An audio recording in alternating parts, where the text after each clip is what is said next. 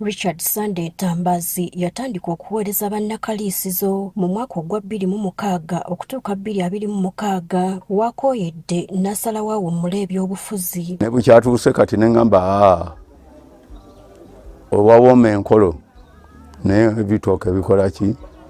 Ne ngamba ewammwe waawo. Bw'abadde awaayo ofiisi eno, Ntambazi atenderezza nnyo bannakaliisizo olw'omukwano gwe bamulaze okumala emyaka 2 ng'abaweereza. Neebaza bwebaza Katonda era olaba gye tubadde tusoose olw'okutukuumira mu buyinza okumala ebbanga ery'emyaka 2.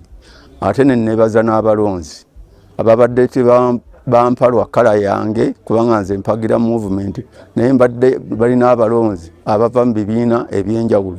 Ono yeenyumiriza mu nkulaakulana gy'atuusizza mu kitundu kino n'okusingira ddala okukola enguudo kumpi buli kanyomero ka kaliisizo ko n'okutumbula ebyenjigiriza. Twatandika tupangisa naye kati wano we tuyimiridde tuli mu kizimbe kyaffe.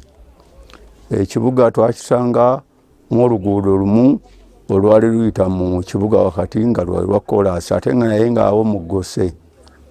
Tulina essanyu lingi okutegeeza nti kumpi tulina kilomitaazi eziwerera ddala nga 19 zonna nga zimaliddwa okukola.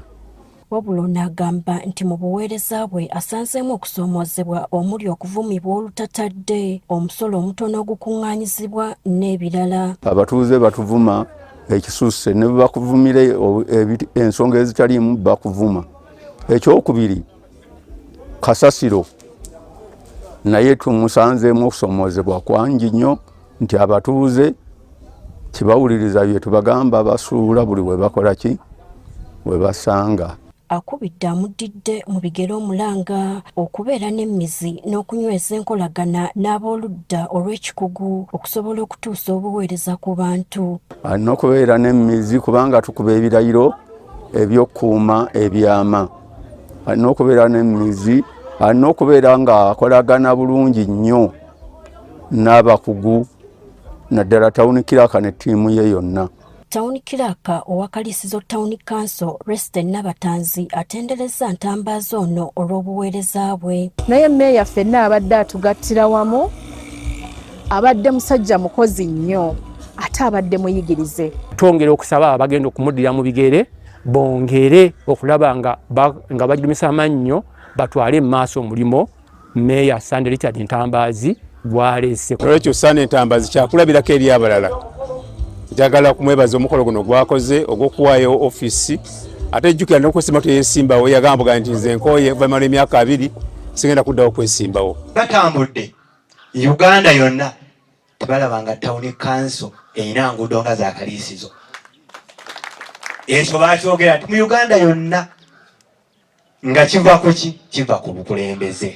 Geoffrey Sassa munna NUP ye yalondebwa nga ssentebe wa Kaliisizo Town Council omujja asuubizza bannakaliisizo obuweereza obulungi naddala okwongera okutumbula obuyonjo okukuuma obutebenkevu mu kitundu kino n'ebirala.